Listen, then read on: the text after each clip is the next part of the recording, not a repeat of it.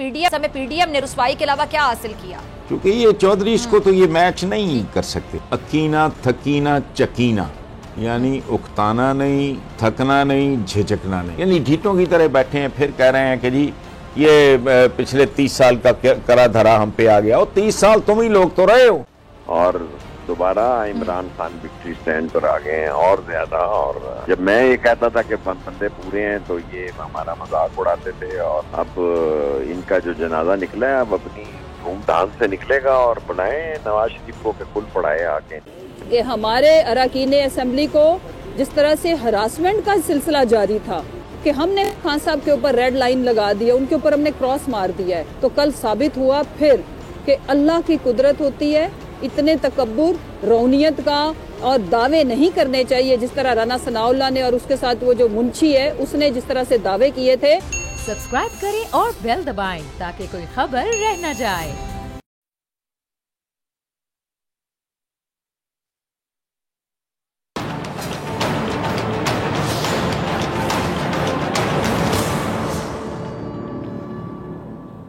अस्सलाम वालेकुम नाज़रीन, आप देख रहे हैं अपना पसंदीदा प्रोग्राम ऐसे नहीं चलेगा। नाज़रीन, आपने वो कहावत सुनी होगी कि कौवा चला हंस की चाल चलने और अपनी चाल भी भूल गया। ऐसा उस वक्त कहा जाता है जब कोई शख्स अपनी हैसियत से बढ़कर कोई काम करने की कोशिश करता है और उसमें नुकसान उठाता है। और कुछ ऐसा ही हुआ पीडीएम और गवर्नर पंजाब के साथ। विफाकी हुकूमत और उसकी इत्तेहादी जमातों बाशुमाल गवर्नर पंजाब ने वज़ीर आला पंजाब को गिराने की हद दर्जा कोशिश की, मगर हुआ ये कि वज़ीर आला को तो नहीं गिरा पाए, मगर उन्हें गिराते गिराते खुद गिर गए। जिस पर अवामी मुस्लिम लीग के सरबराह शेख रशीद अहमद ने ट्वीट किया कि वजीर दाखिला को तख्ते लाहौर लेना था और नून लीग का ताबूत वापस लेकर गए। आज लाहौर हाई कोर्ट में वजीर आला पंजाब को डिनोटिफाई करने के खिलाफ दरख्वास्त पर समाअत के बाद गवर्नर पंजाब ने वजीर आला को डिनोटिफाई करने का हुक्म वापस ले लिया, जिसके बाद लाहौर हाई कोर्ट ने चौधरी परवेज इलाही को डिनोटिफाई करने का नोटिफिकेशन मुअत्तल कर दिया। इस सारे मामले पर मुस्लिम लीग नून के कायद मियां नवाज शरीफ साहब और मरियम नवाज साहिबा ने सूबाई क़यादत पर शदीद बरहमी का इजहार किया और रिपोर्ट भी तलब की है, जिसमें बाकायदा पूछा गया है कि ये कैसे हो गया कि जब कहा गया था कि पीटीआई के 7 अरकान असेंबली जो है वो नाराज हैं और पीडीएम से राब्ते में है, तो वो पंजाब असेंबली कैसे पहुंच गए, उन्हें मैनेज क्यों नहीं किया गया। अच्छा, ज़राए के मुताबिक राना सनाउल्लाह साहब ने इब्तदाई रिपोर्ट में पंजाब असेंबली की तहलील रोकने के लिए मरियम नवाज की फौरी वतन वापसी की तजवीज़ दी है और आईनी और कानूनी मामलात पर ब्रीफ भी किया है। अच्छा, नवाज शरीफ साहब की हिदायत पर वज़ीर आला पंजाब के खिलाफ तहरीक अदम एतमाद जमा करवाए जाने का इम्कान है और तहरीक अदम एतमाद पर आज ही अरकान के दस्तखत करवा लिए जाएंगे। अच्छा, वज़ीर आला के खिलाफ तहरीक अदम एतमाद मुकम्मल करके नवाज शरीफ को रिपोर्ट भी पेश की जाएगी। नवाज शरीफ साहब ने राना सनाउल्लाह साहब को आसिफ अली जरदारी साहब से मुशावरत की हिदायत भी जारी कर दी है। अब दूसरी जानिब गुज़िश्ता चंद रोज़ की सियासी गहमा गहमी में अवाम पर फेंके जाने वाले एक और बॉम्ब की तैयारी कर ली गई है। महंगाई की चक्की में पिसते अवाम हो जाएं जरा तैयार, क्योंकि अब चूल्हा जलाने से पहले भी आपको सोचना पड़ेगा 100 बार। Oil and gas regulatory authority OGRA ने और सूरी नॉर्दर्न गैस कंपनियों को गैस की जो कीमतें हैं उनमें 74.42 और 75.35% इजाफे की मंजूरी दे दी है और इस पर आइंदा 40 रोज में हुकूमत को फैसला करना है। और अगर वफाकी हुकूमत को फैसला नहीं करती है तो ओगरा तयन करदा कीमतों का नोटिफिकेशन जारी कर देगा। तो अब क्या कमर तोड़ महंगाई में गरीब आवाम को कुचल दिया जाएगा? वज़ीर आज़म एक बार फिर दिल पर पत्थर रखकर सख्त तरीन फैसले लेंगे? और अगर गैस की कीमतों में 75% इजाफा हो जाता है तो एक आम आदमी में महंगाई पर क्या असरात मुरत्तब होंगे? अवाम का इसके बारे में क्या कहना है, जरा जानिए बोल अवाम बोल में। गैस जो है इसमें 75% रेट इसका उन्होंने बढ़ा दिया है। गैस मज़ीद बढ़ रही है। इस सर्दी में अगर आटा तो खुद ही महंगा हो गया था, बाकी चीज़ें अगर ये गैस भी इस तरह बढ़ाते जाएंगे तो ये गरीब आवाम क्या करेगी। इससे पहले इन्होंने ये नारा लगाया था, पीडीएम की शक्ल में ये नारा लगाया था कि हम महंगाई को ख़त्म करेंगे। ताकि जब से ये आई है अभी रिसेंटली जिस तरह 75% इसमें और इजाफा होगा, ये सुई गैस वगैरह ये जो जितनी भी गैसेज हैं और इस पर जो इजाफा होगा इसकी वजह से आवाम के ऊपर और बोझ आएगा, इससे ज़्यादा महंगाई और बढ़ेगी। अगर इन जालमों ने यही करना है तो इससे बेहतर है कुछ और सोचा जाए या ये छोड़ कर चले जाएं। अगर इनमें ये काबिलियत नहीं है, इससे बड़ा जुल्म कोई नहीं है। गरीब बंदा रोटी नहीं खा सकता, दवाई नहीं ले सकता, बच्चे नहीं पढ़ा सकता, बजट नहीं बना सकता। पर वज़ीर-ए-आज़म पाकिस्तान से तो हम कोई उम्मीद रखते ही नहीं है वैसे भी, क्योंकि वो जब से आए हैं उन्होंने बेड़ा ही कर दिया हमका। हम खुदकुशी करने पर मजबूर हो गए। अगर इतनी महंगाई होगी तो आवाम मज़ीद अपने बच्चों को और अपने आप को मार देगी। आवाम के लिए तो पहले रोटी मुहैया करनी मुश्किल हो गई थी, अब ऊपर से दिन ब दिन गैस की कीमतों में भी इजाफा हो रहा है। खुदाइंदा हम हुकूमत से अपील करते हैं कि ये गैस का जो टैक्स इजाफा किया गया है इसको ख़त्म किया जाए और गैस की कीमत पुराने रेट पे ही लाई जाए। जी बोल अवाम बोल आपने देखा। हम तमाम मामला पे बात करने के लिए जो मुल्क में सूरत हाल इस टाइम पे बात करने के लिए मेरे साथ मौजूद है हसन निसार साहब, किसी तारुफ के मोहताज नहीं। हसन निसार साहब बहुत शुक्रिया वक्त देने के लिए। हसन निसार साहब जो पंजाब में हो रहा है आपको इसकी क्या समझ आई है? बहुत से लोग सवाल पूछ रहे हैं कि इस समय पीडीएम ने रुसवाई के अलावा क्या हासिल किया? पीडीएम ने रुसवाई के अलावा रुसवाई हासिल की है, और ये मैं आपको सच्ची बात बताऊं, इट वाज प्रेडिक्टेबल। मुझे हैरत नहीं हुई, मैं कल रात इंतज़ार करता रहा, लेकिन फिर मैंने कहा कि मेरा सोने का मेरा एक मखसूस टाइम है, तो I went to bed with 100% surety के नतीजा क्या होगा। सुबह मैंने अखबारों में देखा, तस्दीक हो गई उस बात की, तो इट वाज एक्सपेक्टेड। क्योंकि ये चौधरीज को तो ये मैच नहीं कर सकते ना, और बड़ा लीथल कॉम्बिनेशन है वैसे पीटीआई का और चौधरीज का, आग और पानी का, ये बहुत खतरनाक है। ये इनके बस की बात नहीं है, ये नून लीगियों की। ये अपने घर में बार बार जगह जगह हार रहे हैं, तो लोग अंधे हैं, उनको नजर नहीं आ रहा। तो हसन निसार साहब इनको खुद इस बात का एहसास हो गया कि ये खतरे से खेल रहे हैं? नहीं, ये एहसास वाली बात नहीं है, उसके लिए एहसास होना ज़रूरी है। एहसास करने के लिए ये ढीठों की तरह लगे रहेंगे, और वैसे भी पाकिस्तान की जो पॉलिटिक्स है उसको, उसकी समरी पता है क्या है? उसका बॉटम लाइन है अकीना थकीना चकीना, यानी उकताना नहीं जी, थकना नहीं, झिझकना नहीं, बेशर्मी से, बेहयाई से, ढिठाई से, हरामखोरी से, कामचोरी से, ये सारा कुछ है। यानी ढीठों की तरह बैठे हैं, फिर कह रहे हैं कि जी ये पिछले 30 साल का करा धरा हम पे आ गया। और 30 साल तुम ही लोग तो रहे हो। ये सारा पीडीएम जो है ना, कभी पीपल्स पार्टी रही, कभी ये रही, ये जब भी पॉलिटिशियन आए ये लोग तो थे। इनका बुर्ज तो उल्टाया इमरान ने अब आके, यही लोग तो थे जो दीमक की तरह। देखें, मैं कई बार ये बात कहता हूं, डॉक्टर साहब ज़हन में रखें, अगर ये मुल्क लकड़ी का है तो ये लोग दीमक हैं, अगर ये लोहे का है ये लोग जंग हैं, अगर ये मुल्क इंसानी जिस्म की तरह है तो ये लोग उसके लिए कैंसर हैं।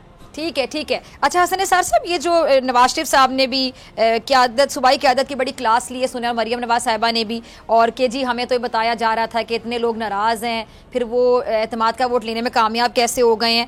और राना सनालो साहब को जरदारी साहब से मुशावरत का भी सुनने में आ रहा है कि कहा गया है। तो क्या आपको नई चाल चली जाएगी, जैसा कि आपने बड़ी खूबसूरती से 3 अल्फाज का इस्तेमाल किया कि सियासत इन 3 अल्फाज के इर्द घूमती रहती है, और जितनी ये डिटाई करते चले जाएंगे कि डिटाई करते चले जाएंगे? देखें, उसमें 2 गुजारिशात हैं डॉक्टर साहबा। पहली ये कि ये लगे रहेंगे, सियासत लगे रहने का नाम है, ढीठों की तरह, बेशर्मों की तरह, बेहयाओं की तरह, चूँकि सियासत है ही ये कुछ। अच्छा, रह गए अपना नवाज शरीफ और उनकी साहबजादी, उनको अभी रियलिटीज़ का पूरी तरह एहसास नहीं हुआ। पंजाब उनके हाथ से निकल चुका, लाहौर उनके हाथ से निकल चुका, और यही कानून कुदरत है। फैक्टर्स चाहे जैसे भी हों, जिस भी किस्म के हों, ये कानून कुदरत है। कल तक तूती बोलता था पंजाब में, पंजाब को लाड़काना कहते थे भुट्टो साहब का, लाहौर को लाड़काना कहते थे। ये मैं नहीं कह रहा, उस जमाने के जो सीनियर हमारे होते थे, जर्नलिस्ट होते थे, इंटेलेक्चुअल्स होते थे, कि जी लाहौर तो लाड़काना है, भुट्टो किधर गया। इसी तरह इन लोगों ने बड़ी वारदातें करके यहाँ अपनी जड़ें बनाई थी, उखाड़ दी हैं इमरान ने, और वो नजर आ रही हैं।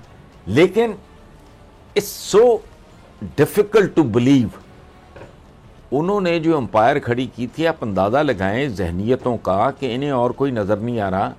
बेटी इनकी वो 100 दफ़ा है, लेकिन बंदा एक प्रोसेस से गुजार लेता है। बुढ़े हो गए, सफ़ेद बाल है लोगों के, कोई शर्म हया नहीं है, अंदर एक रिजेंटमेंट है इनके अंदर भी। अच्छा मरियम, चलो जी, वो भाई जुनैद सफदर और लुक एट दी मेंटालिटी, इस सूबे के लोग गुलाम हैं, ये इनके पालतू हैं, ये इनके दिहाड़ीदार हैं, ये इनके मजदूर हैं। हद होती है। इस मुल्क का बिल्कुल सत्यानाश किया इन्होंने मिलजुल के आपस में। 30-35 साल में कह कह के थक गया। मेरी फॉर्मल एजुकेशन है इकोनॉमिक्स की भाई। इकोनॉमी किसी मुल्क की तो छोड़ो, किसी कबीले की भी छोड़ो, घर की इकोनॉमी भी रातों रात ना बर्बाद होती है ना आबाद होती है। दुनिया में टॉप के घटिया तरीन 3, 4, 5 पासपोर्ट्स में से आपका है, और नंबर 1 पता किसका है? जो सेकंड वर्ल्ड वॉर में तबाह बर्बाद हो गए थे, जापानीज। 2 शहर उनके एटम बॉम्ब सहे उन्होंने। हम तो एटमी ताकत बन के फुदकते फिरते हैं ना, उन्होंने भुगते। आज उनका पासपोर्ट दुनिया का नंबर 1 बाइज्जत पासपोर्ट है, और आपका दुनिया के घटिया तरीन पासपोर्ट्स में किसने किया है? ये 40 साल से जो चिमटे में। तो क्या ये इस मुल्क इनके जर खरीद है? इस मुल्क के रहने वाले वोट को इज्जत दो, वोटर को बेइज्जत करो। वोटर मर रहे हैं आटे की तलाश में, तो खुदा का खौफ करें। बिल्कुल सही। हाँ, इनके सारे ख्वाब धरे के धरे रह जाएंगे। ये बड़ा मुश्किल है। It's very difficult for Nawaz Sharif and his daughter to believe कि इनके हाथ से निकल चुका है। जी हसन निसार साहब, अभी आपने मईशत के हवाले से बात की, इकोनॉमी के हवाले से बात की। एक तो चीज़ ये कि जो मईशत आपने लास्ट टाइम भी प्रोग्राम में बोला था, पॉलिटिकल स्टेबिलिटी और इकोनॉमिक स्टेबिलिटी की बात की जाती है कि अगर पॉलिटिकल स्टेबिलिटी नहीं आएगी तो मईशत के हवाले से भी स्टेबिलिटी नहीं आएगी। आपने बड़ा क्लियरली अपना मौक़िफ़ दिया था। इससे हट के एक चीज़ मैं ये पूछना चाह रही हूँ कि अभी जो शहबाज शरीफ साहब ने जो सलाम मुतासिन की इमदाद के लिए गैबी इमदाद का लफ्ज़ इस्तेमाल किया था, जितना मेरा नॉलेज है, आप मज़ीद समझते हैं, प्लीज़ ज़रा रोशनी डालिएगा। गैबी मदद तो वो होती है जो अल्लाह की तरफ से मदद आती है, जिसमें आपको कोई उम्मीद नहीं होती, दूर दूर तक कुछ चांस नहीं होता, और आप कहते हैं गैबी मदद आ गई। तो शहबाज शरीफ साहब को कोई उम्मीद ही नहीं थी कि इमदाद हो सकती है। ये एक प्राइम मिनिस्टर जो हैं, उन्होंने ये गैबी मदद का जो लफ्ज़ बोला, इसको आप कैसे देखते हैं? और अभी जो वाकई आटे के लिए लोगों को, एक आटे का थैला लेने के लिए लोगों को अपनी जान से जाना पड़े, इनको वाकई एहसास नहीं, बेहिस लोग हैं ये? नहीं, देखो ये आपकी इंटरप्रिटेशन है। अल्लाह मियाँ ने खुद कभी उतर के ना किसी को डांग मारी है, ना किसी को डॉलर्स दिए। गैबी इमदाद उस इमदाद को कहते हैं जिसके लिए अल्लाह पाक वसाइल पैदा करता है। मेरा प्रॉब्लम और है। ठीक है, ये गैबी इमदाद गायब कितनी देर में होगी, मेरा इशू और है। ये गैबी इमदाद है, इसको गायब होने में कितनी देर तक पहुंचेगी भी कि नहीं? अगर इस गैबी इमदाद ने कोई, 1 मिनट, इस गैबी इमदाद ने अगर कोई मौजज़ा दिखाना है, 15 दिन देख लेते हैं, 20 दिन देख लेते हैं, महीना देख लेते हैं, 2 महीने देख लेते हैं। साथ ही आप गैस का बिल ज़मीन से आसमान पे पहले 100 गुना पहले बढ़ा चुके हैं। अब पता नहीं कितने % आपको पता होगा, मैंने आज ही अखबारात में देखा है, थोक के हिसाब से उसको बढ़ा रहे हैं। लग्जरी गाड़ियाँ इंपोर्ट कर रहे हैं। ये कॉन्ट्रडिक्शंस के मारे हुए लोग हैं। इन्होंने आगे भी, पहले भी अवाम को जिल्लत के, भूख नंग के अलावा उन्होंने कुछ नहीं दिया। ये आइंदा भी कख नहीं देंगे। ये गैबी इमदाद की मेरी इंटरप्रिटेशन ये है कि ये गायब होने के लिए है, और बड़ा it's a long way to go. बोरियां नहीं आ जानी। अमेरिका में है, प्रोसेस से गुजरेगा सारा, ये बड़ा टाइम लगेगा। अच्छा, ग्रांट्स नहीं है, कर्जे हैं, कर्जे लेने पे खुदक रहे हैं, और कर्जे भी ये नहीं है जो कल रात इनके पास या अगले महीने पहुंच जाने हैं, नहीं है। तो ये डायलॉगबाजी है, मैं कपड़े बेच दूंगा, मैं ये कर दूंगा, मैं वो कर दूंगा। इन चीज़ों की तो कोई है हमें फिल्मी किस्म के, थर्ड क्लास किस्म की फिल्मों के ये जुमले और मुकालमे हैं, और क्या है इनमें। जी ठीक है हसन निसार साहब, जरा वक्त की कमी है, जरा आगे बढ़ते हैं। एक तो एमकेएम के हवाले से मैं जानना चाहूंगी, मुख्तलिफ धड़े जो हैं ये इकट्ठे हो रहे हैं, और इनको आप इकट्ठा होता हुआ कैसे देख रहे हैं? कुछ दिन पहले गवर्नर सिंध भी आए थे, कामरान टिसोरी, मेरे प्रोग्राम में, तो उनसे भी मैंने पूछा कि एक सवाल पूछा जा रहा है कि आप लोगों को इकट्ठा किया जा रहा है, कोई और है जो डोरियां हिला रहा है? तो बहरहाल उन्होंने कहा कि भाई हम इकट्ठे हो रहे हैं, उन्होंने अपना एक मौक़िफ़ दिया। आप इस चीज़ को कैसे देखते हैं? और आगे जाके इमरान खान साहब की गिरफ्तारी के हवाले से मैं कुछ जानना चाहूँगी, अगर उनकी गिरफ्तारी अमल में आती है या इस तरह कुछ होता है तो क्या हालात होंगे? पहले ये बात कर लेना, मैं इतनी बातें मैं याद नहीं रख सकता।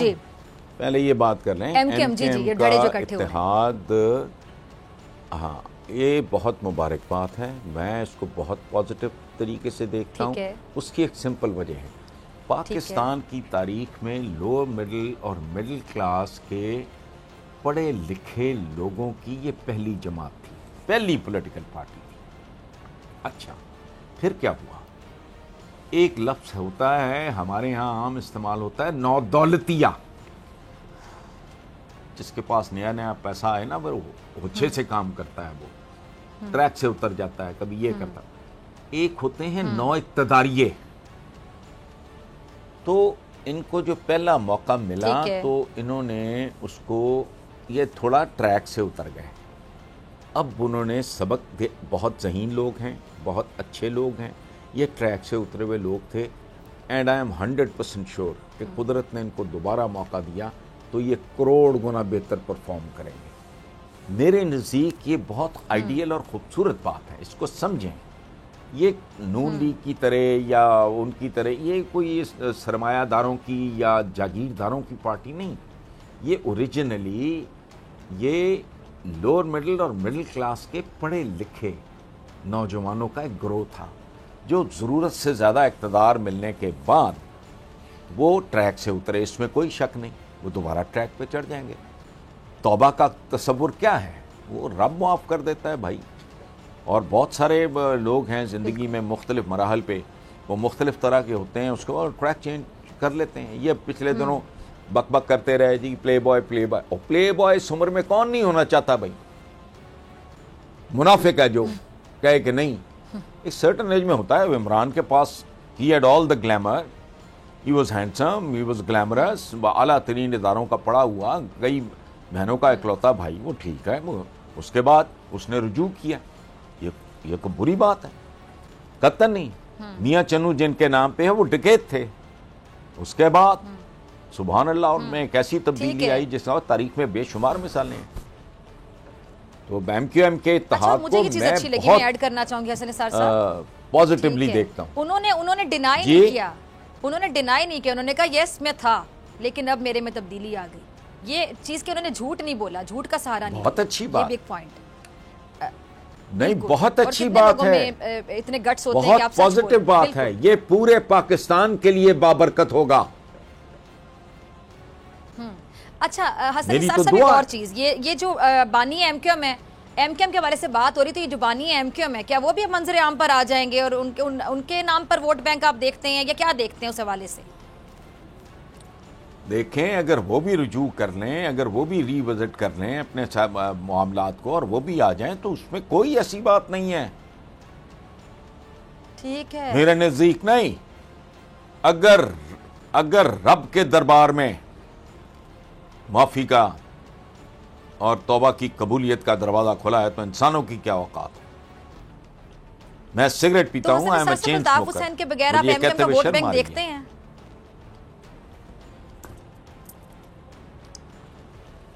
बिल्कुल होगा, कम हो गया होगा जरा, बिल्कुल। ये मेहनत करेंगे, डिलीवर करेंगे, इनका एक मुख्तलिफ चेहरा सामने आएगा अच्छा, तो फिर बढ़ सकता है। लेकिन ठीक है, इनको बिल्कुल एक मौका मिलना चाहिए। जी, इनको मौका मिलना चाहिए, आपका कहना है। ठीक है हसन निसार साहब, इमरान खान साहब को गिरफ्तार किया जाता है तो फिर आगे आप हालात क्या देखते हैं? देखें, पहली बात तो यह है कि इतनी बड़ी और भयानक हिमाकत का अगर मैं तसव्वुर नहीं कर सकता तो इदारे और जो लोग हैं मनसबों पे बैठे हैं उनमें ज़्यादा तहम्मुल, बुर्दबारी, तवाज़ुन की मैं तवक्को रखता हूँ।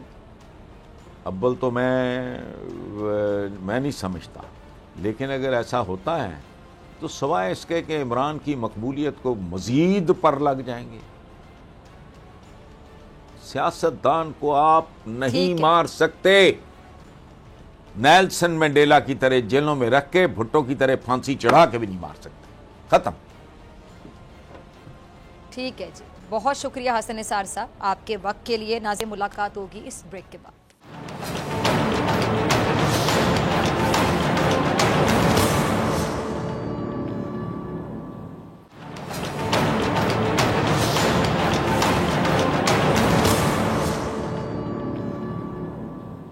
वेलकम बैक नाजरीन। अब जो तमाम सूरत हाल उस पर बात करने के लिए मेरे साथ मौजूद हैं शेख रशीद साहब, किसी तारुफ के मोहताज नहीं। शेख साहब बहुत शुक्रिया ज्वाइन करने के लिए। शेख साहब कल ये जो इनको नाकामी का सामना करना पड़ा है, पीडीएम को बड़े कॉन्फिडेंट थे, बड़े बड़े दावे किए जा रहे थे। अब हर बंदे के ज़हन में एक ही सवाल आ रहा है कि इस पूरी एक्सरसाइज के बाद इनको रुसवाई के अलावा मिला क्या? कुछ भी नहीं, इनकी कब्र खुद गई और गहरी हो गई कब्र, जलील और रुसवा हो गए, किसी जगह मुंह दिखाने के काबिल नहीं है। और दोबारा इमरान खान विक्ट्री स्टैंड पर आ गए हैं और ज्यादा। और जब मैं ये कहता था कि बंदे पूरे हैं तो ये हमारा मजाक उड़ाते थे। और अब इनका जो जनाजा निकला है अब अपनी धूमधाम से निकलेगा और बुलाएं नवाज शरीफ को कि कुल पढ़ाए आके। सुने आपने नवाज शरीफ साहब का जिक्र किया, शेख साहब सुने बड़े परेशान है वहाँ पे, उन्होंने तो रिपोर्ट भी तलब कर ली, बल्कि उनकी साहिबजादी भी बड़ी परेशान है कि कहा जा रहा था कि इतने लोग नाराज हैं, इतने मेंबर्स बिल्कुल नहीं आएंगे। तो ये क्या हो गया, कैसे हो गया, मैनेज नहीं कर पाए, ये सुनने में आ रहा है। नाराज तो होना चाहिए ना, उनका आना पहले भी खटाई में था और खटाई में पड़ गया। और अभी तो सुप्रीम कोर्ट में भी नैब का केस लगा हुआ है, पता नहीं उसका फैसला क्या होता है। ओवरसीज वोटों का केस लगा हुआ है। दो अहम फैसले इस 15 जनवरी से लेके 15 फरवरी तक लेंगे तो इनको लग पता जाएगा। 1 करोड़ लोग हैं ओवरसीज पाकिस्तानी, उनको भी इंशाल्लाह वोट का हक मिलेगा। ठीक है। अच्छा, जो जरदारी साहब ने पंजाब में डेरे डाले हैं, आगे क्या करेंगे वो, आपको क्या लगता है? आपकी तो सियासत पे गहरी नजर है। ख्वारी है पंजाब में, उनको ख्वारी हुई है। जो काम था वो तो खत्म हो गया, खेल खत्म, पैसा हजम। और इलेक्शन की तैयारी करें और सिंध में इमरान खान मुहिम चलाएगा, खुद हेड करेगा मुहिम में। और ये जो इन्होंने मज़ारों को और गरीबों को और सैलाब ज़दा खान को जिंदा मार दिया है कि मीरपुर खास में 8 बच्चों का माँ बाप आटे के थैले नीचे मारा गया। तो ये सब लोगों को, जो कराची के हालात हैं, सब लोगों को जवाब देना पड़ेगा। और इनके बुरे हालात, बुरे वक्त शुरू हो गए हैं, कल परसों से शुरू हो जाएंगे। अच्छा शेख रशीद साहब, जैसा कि आपने अभी ये इमदाद के हवाले से बात की, तो जो सैलाब मुतासरीन के लिए इमदाद मिली है, अभी ब्रेक से पहले हसन निसार साहब मेरे साथ मौजूद थे प्रोग्राम में, तो वो कह रहे थे, मैंने कहा गैबी मदद का, गैबी इमदाद का लफ्ज़ इस्तेमाल किया प्राइम मिनिस्टर ने। गैबी इमदाद तो वो होती है, गैबी मदद जो अल्लाह की तरफ से होती है, आपको कोई उम्मीद ही नहीं होती कि बस आ गई है वो इमदाद। तो एक तो इनकी अपनी कोई एफर्ट नहीं थी, इनको उम्मीद नहीं थी। दूसरा, हसन निसार साहब ने बड़ी खूबसूरती से इसका तज्जिया दिया। उन्होंने कहा कि मैं तो ये आगे के लिए परेशान हूँ कि जो गैबी मदद गायब ना हो जाए, ये जहाँ तक जानी वहाँ तक पहुँच जाए मुतासरीन तक। इस पर आपका तज्जिया क्या कहता है? बड़ा लंबा टाइम है, अभी बड़ा लंबा टाइम है। 3 मरहलों पे 1 से 7 साल तक है और इनका ट्रैक रिकॉर्ड बहुत बुरा है। इसीलिए बार बार कह रहे हैं कि हम पूरी ऑडिट कराएंगे। ये फन गिदागरी के माहिर सारी दुनिया में भीख मांग के रुसवा हो रहे हैं। जो सऊदी अरब और यूएई से मदद मिलेगी वो सैयद मुनीर सफारनी, आसिम मुनीर साहब की वजह से या फौज की वजह से मिलेगी। इनको तो देख कर लोग दरवाजे बंद करते थे, क्योंकि सबको पता कि इनके फॉरेन में कितने अकाउंट हैं। $10 भी इन्होंने इमदाद नहीं दी सैलाब में। तो ये खराब होने का इनका वक्त शुरू है और ये 100 दिन के अंदर अंदर इलेक्शन शेड्यूल आ जाएगा इंशाल्लाह। तो शेख साहब, पीडीएम का मुस्तकबिल आपको क्या लग रहा है? कल जो इनके साथ हुई है, अब ये आगे मुस्तकबिल भी इनका ऐसे ही लग रहा है आपको? उससे भी बुरा लग रहा है जी। पीडीएम कहाँ गई? ये गैंग ऑफ 5 है। अच्छा। पीडीएम 13 पार्टियों के तो मुझे नाम ही नहीं आते। ये जरदारी एंड आले शरीफ और फजल रहमान के अलावा तो मैं किसी को जानता भी नहीं, नाम भी नहीं पता। ऐसे ही इन्होंने हवा खड़ा किया हुआ है, जैसे हमने निजाम में मुस्तफ़ा में 12, 13, 11 पार्टियां बनाई हुई थी। तो 1-2 पार्टियां होती हैं, ये इनका बस खेल खत्म है। आप इनके वक्त ना जाया करें। बस जिस तरह ये गए थे तख्ते लाहौर लेकर इस्लामाबाद आऊंगा, वहाँ ताबूत लेके आए हैं। ताबूत ले, हाँ आपने ट्वीट की हुई है। शेख रशीद साहब बहुत शुक्रिया आपके वक्त के लिए। नाज़रीन, आपसे मुलाकात होगी ब्रेक के बाद।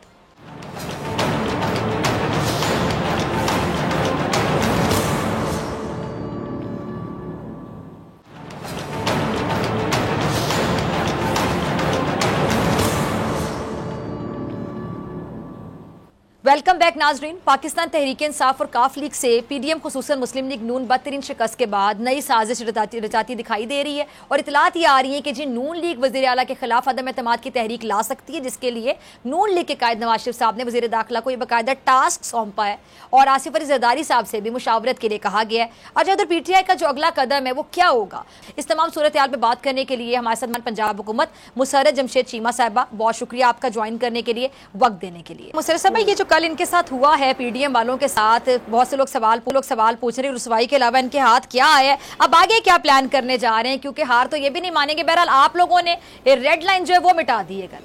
बिस्मिल्लाहिर्रहमानिर्रहीम। डॉक्टर फिज़ा आपका बहुत शुक्रिया। बोल की मैं शुक्रगुजार हूँ, अल्लाह की शुक्रगुजार हूँ, अवाम की शुक्रगुजार हूँ। अल्लाह ताला ने कल जिस तरह से तारीखी सियासी फतह खान साहब को नसीब की है, ये खान साहब डिज़र्व करते हैं। और एक एक इनका जो सियासी पैंतरे चल रहे थे, और इस मुल्क के सबसे बड़े डाकू चोर आपको पता है कि पीडीएम की शक्ल में इकट्ठे हो गए हुए हैं। लूटी दौलत के इतने बड़े बड़े अंबार हैं कि इनको खुद भी नहीं पता कि इनकी कितनी दौलत है। बोरियां भर भर एक तरफ फ्लास भूख, लोगों की अमवात हो रही है आटा खरीदने के इवज। और ये सिंध का सबसे बड़ा जो जिसको खिलाड़ी कहते हैं, वो अपने कैबिनेट के साथ त्यारे भर भर के यहाँ पे नोटों के, जिस तरह से इन्होंने हमारे जो पार्लियामेंटेरियंस थे उनको ऑफर्स दी, उनको चमक दमक वाला पॉलिटिकल करियर ऑफर किया, ह्यूज अमाउंट ऑफ मनी के साथ मिनिस्ट्रीज ऑफर की। और फिर जो बड़ा अफसोसनाक है, मुझे दुख के साथ बताना पड़ता है कि हमारे अरकान असेंबली को जिस तरह से हरासमेंट का सिलसिला जारी था, और जिस तरह से लोगों को बुला के बिठा के अननोन नंबर से कॉल करके बताया कि हमने खान साहब के ऊपर रेड लाइन लगा दी है, उनके ऊपर हमने क्रॉस मार दिया है, तो कल साबित हुआ फिर कि अल्लाह की कुदरत होती है। इतने तकब्बुर, रौनियत का और दावे नहीं करने चाहिए, जिस तरह राना सनाउल्लाह ने और उसके साथ वो जो मुंशी है उसने जिस तरह से दावे किए थे कि हम यहाँ से हुकूमत लेके ही जाएंगे, हमारी हुकूमत ख़त्म करके ही जाएंगे। और अवाम की ताकत के बदले में ये जो हमने कल किया है, जो खान साहब का विजन, जो उनकी बेहतरीन स्ट्रेटजी थी, और उनकी जो सारी हमारी जो जितने भी हमारे पंजाब के और उसमें हमारे जो बाकी लीडरशिप थी, हमारी कल की ये मुझे बताना पड़ेगा कि हमारी कल की जो स्ट्रेटजी थी one of the best strategies में से एक थी, जिसमें हमें अल्लाह ने कामयाबी नसीब की। ठीक है जी। बहुत बड़ी डेर थी, बहुत बड़ी और कल बड़े उदास भी थे असेंबली में, राना सनाउल्लाह साहब जिनका आपने जिक्र किया, खान साहब ने उठाया और उन्होंने ये स्टेप लिया। हमें डराया जा रहा था हमारे अरकान को कि देखें मिथ्स क्या थी आपके मुल्क में कल की तारीख से पहले, कि जी जिनको अननोन कॉल जाती है, एक तो या तो वोट वही देते हैं, यानी कि मैंडेट की इससे ज्यादा तौहीन नहीं हो सकती, या वो वोट से रोक देती हैं, यानी कि ताकत का इस्तेमाल, डराना धमकाना। फिर पैसा, जो कि मंडियां लगती थी, लोग अपने जमीर बेचने के आदी थे।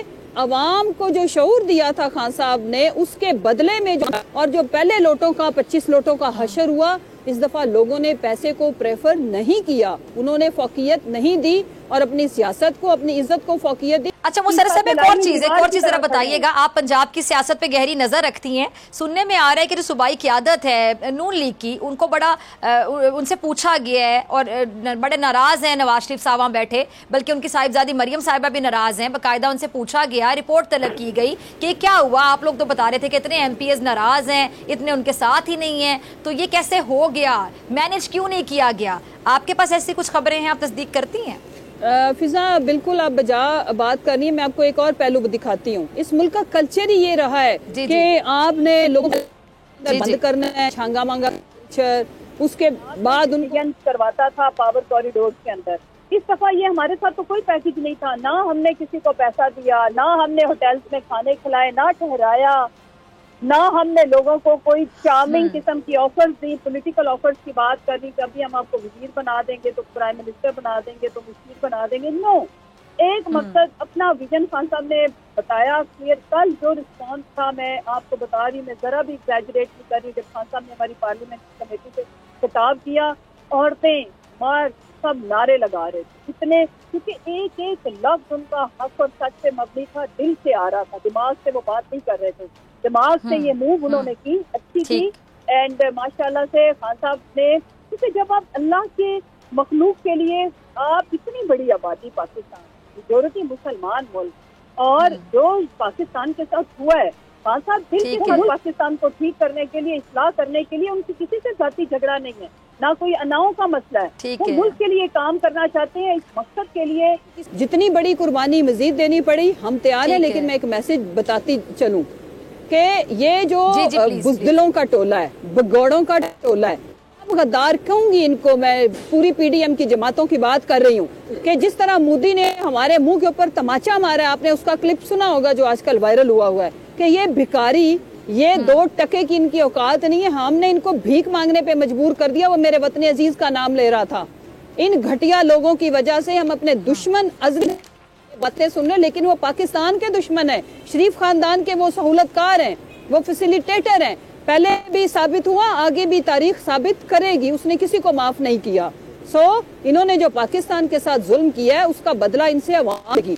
हम अवाम के नुमाइंदे हैं। हम एक बात का हमें पता है, जिंदगी आए या मौत आए, हम अवाम का जो बेनिफिट है, अवाम का जो मुफाद है, पाकिस्तान का मुफाद है, हम उसको कंप्रोमाइज नहीं करेंगे। भले हमें इक्तदार मिले या ना, हमें स्ट्रगल करनी पड़े, जिहाद करना पड़े, वो हम कर रहे हैं ऑलरेडी। हम बहुत शुक्रिया आपके कीमती वक्त के लिए। और इसी के साथ मुझे दीजिए इजाजत, आपसे मुलाकात होगी इंशाल्लाह पीर के रोज सेम टाइम सेम चैनल। अगर जिंदगी ने वफा की, दुआओं में याद रखेगा, अपना बहुत ख्याल रखेगा। अल्लाह निगहबान।